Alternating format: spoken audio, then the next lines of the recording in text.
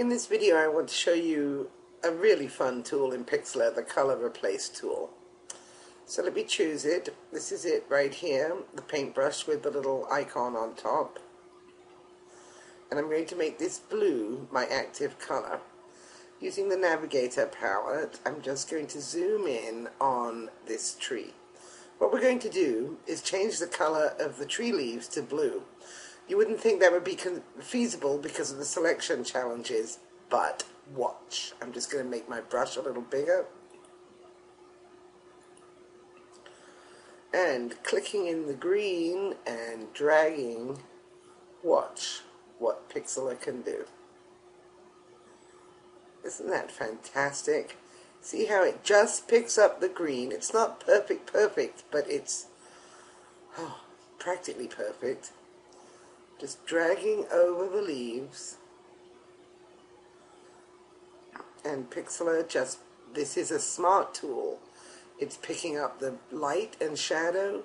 It's only picking up the color, the pixels that are within the tolerance set. I'm getting some spillover onto the house behind, but I don't think it's going to show when I zoom out. That's all the leaves I can see here. Let me move my... Okay, and again, start in the green, because that's where it picks up. In the center of the tool has to be on the color you want to replace. And then the main down here is the color you're going to replace with.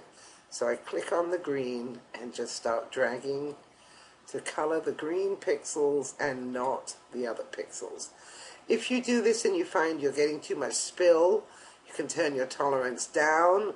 If you do this and you find you're not getting enough selection, you can turn your tolerance up. We've seen that on other tools.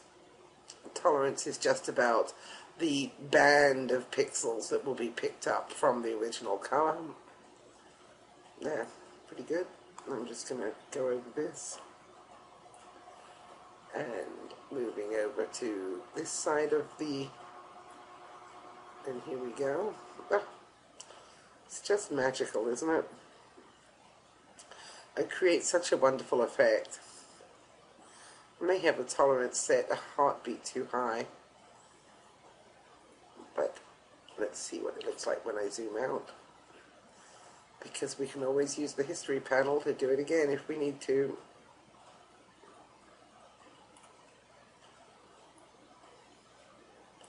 A little bit left in the middle. Again, click in the green to begin.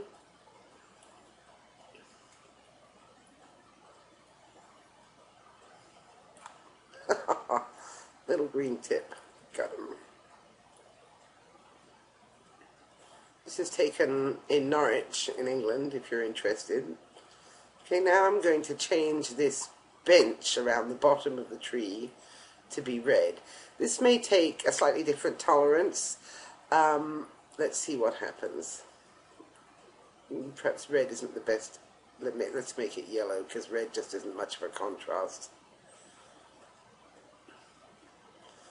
Again, it's a shiny object, so it's not very, it's a subtle change, but it is a change. You see how even with a big brush, it picks up just such a narrow band that it works really beautifully. Okay, let's zoom out, let's see the whole picture. And you can see that you can see a little damage here around the tree, around the house, so perhaps a slightly lower tolerance than 42 would have fixed that. But look here, you can see it's just really well done. So that's the color replace tool in Pixlr. I'll show you one more thing. I'll make the house blue, just so you can see it in action. Here we go. The blue might get me into trouble, but I just want to show you it going over the window, not coloring the windows, and just changing the color of the house. It's really a spectacularly wonderful tool, isn't it? And what makes it so amazing is that it isn't just a paint. So it picks up the light and shadow, it picks up the textures, and it gives you a really realistic result.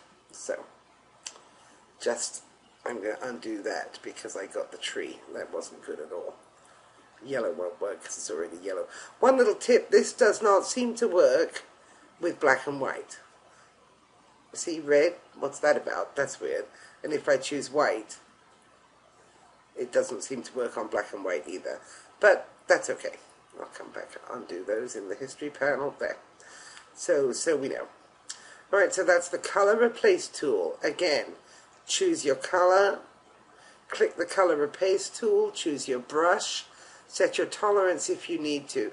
The match target lightness, I have not been able to figure out what that's about, except I feel like I get a slightly less satisfactory result with it, so I leave it off. If you find out what it's for, why, shoot me an email.